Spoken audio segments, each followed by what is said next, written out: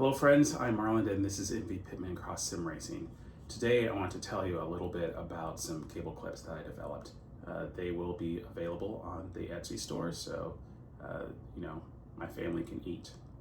I want to demonstrate those on this sample piece of profile, and then we'll mount them on my sim rig and tell you a little bit about why you would want a cable clip other than to sell them. So if you have profile, and you do because you're an elite sim racer, you want to make sure that your cables are not just laying around. If you step on them, if you snag them with your foot, you snag them with your hand, you turn your wheel really hard, you're managing your sim rig by removing and adding components.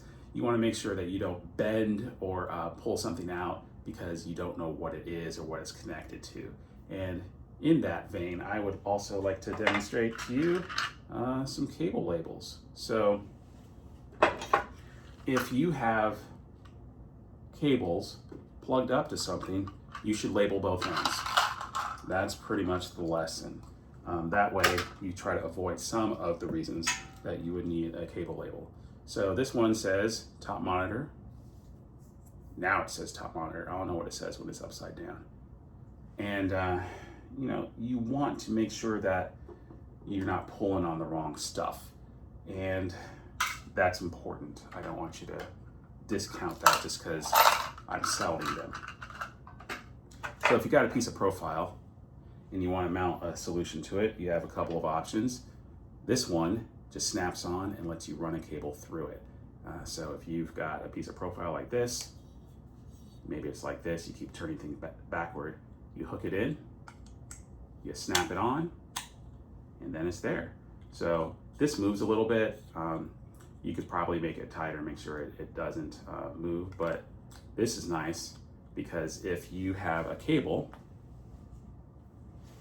like this one that is definitely labeled on both ends, this just says top and I had it laying around, you can stuff a cable in there and slide it to the side. If you have a whole bunch of cables, you can fit them all in there and then take them out one at a time. Really nice, really convenient. So that is something that I think is a really good idea to help guide cables, but also if you are removing them frequently, this is a really good option. This stays in place, you pull a cable in and out, and it works really well. If you want something that stays in place a little bit more and gives you a little less room, but also gives you some room for multiple cables, this is essentially a clamp that I had a friend who's like, hey, I saw this on Etsy. Do you think you can make one? Sure, Design for Donations is still available, although I think he just wanted me to make it for free, which, he thought he'd pay me less than he'd pay Etsy, and he was probably surprised when that is not what happened. So yeah, stick this in there like that, give it a turn, then it locks in place. So if it's on a vertical thing, it's fine. If it's like this, it's fine. If you decide, hey, I need that to loosen up a little bit, and then you want to slide it back and forth, it's fine. You can do it with all the cables in there. If you need to remove this so you can take one cable out, it's a little more complex than the other one, but you just pull it out like that and you're good to go. So I'll demonstrate on my top monitor here a little bit about how that works. So let's start with this HDMI cable on my top monitor, which is definitely labeled. You might pull somewhere near your computer and just yank that thing out. And this monitor costs a whole $5 at the thrift store, and it cost 99 cents for this power cable. You do not want to have to go back to the thrift store and buy those again. So what you could do is start with something like this. Snap it on. Take this, give yourself some slack, run it through, and there you go. Easy peasy.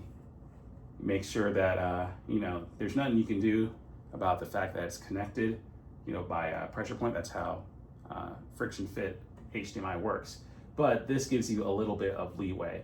And one of the things you can do for something that you don't have like a zip tie to make sure that it's right tight, you could also just bind it in multiple places. So if you had a bunch of cables up here, maybe you mount a power strip up here, maybe you've got a bunch of USB peripherals that are all, you know, making it so you can look cool on Instagram. Take something like this,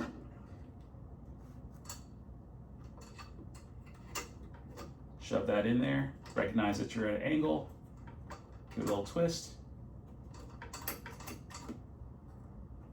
and that's nice and tight. So you could probably put 2 of those on there, do something like that, and you'd be fine. Matter of fact, here's what I'm gonna do. Turn that, move it up a little bit. Again, the big problem with these hammerheads is if you tighten them up too much, they get really close and then it's hard to twist them. So you might have to push that in a little bit to make sure that it's all the way down. Give that a little twist and loosen that up enough that you can put it back in. And you really only need like 2 or 3 threads on there before you do it.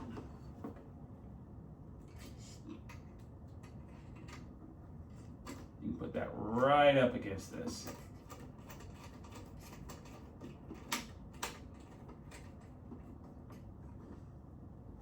So that gives it a lot more security right there.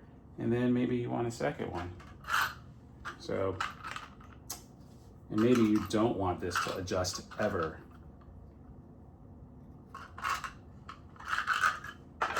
So you take a little something like this and don't use the knob. This one has a countersunk hole for a countersunk bolt.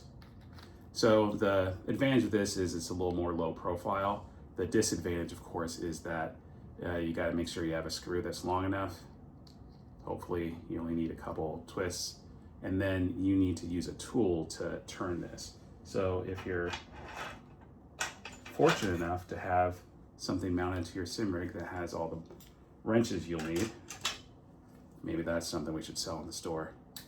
Put that in, twist it. So let's go ahead and put the second one on. Perhaps you know you'll never want to move this, or you'll simply just want it to be in a convenient spot. Tighten that up. And there it is, in place. So this set of cable clamps should be enough to keep somebody from yanking on this, and also give you space here to add more cables if you need to, space here to remove a cable and add it, and you know, having 3 of them in sequence might keep you from yanking on that hard enough to pull this out of socket and break your expensive monitor on top. So hopefully that's been helpful, and if you are interested in buying something like this, just contact me. Eventually we'll make that available on the Etsy store, or perhaps we'll use Slant3D's teleport service or portals to get that to you if you want a file so you can print, you know, 50 of these on your own. I don't expect you to buy 50. And you have a 3D printer, contact me. We can do design for donations, meaning I would sell you the STL, make any modifications that you want, and then you would be free to print it on your own. So just contact me, and MV Pittman Media and Consulting will get you hooked up. So I'm Marlon, this has been MV Pittman Cross Sim Racing, and I'll see you in the next one.